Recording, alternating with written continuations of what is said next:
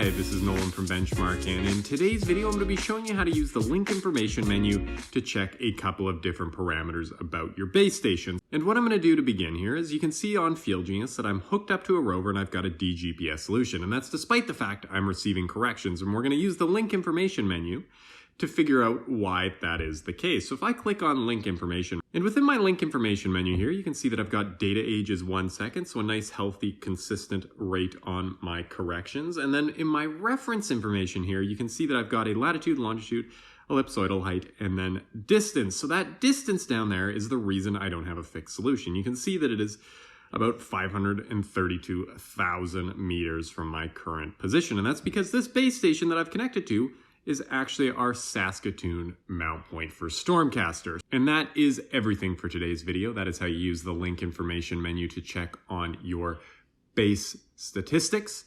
But for now, that is everything.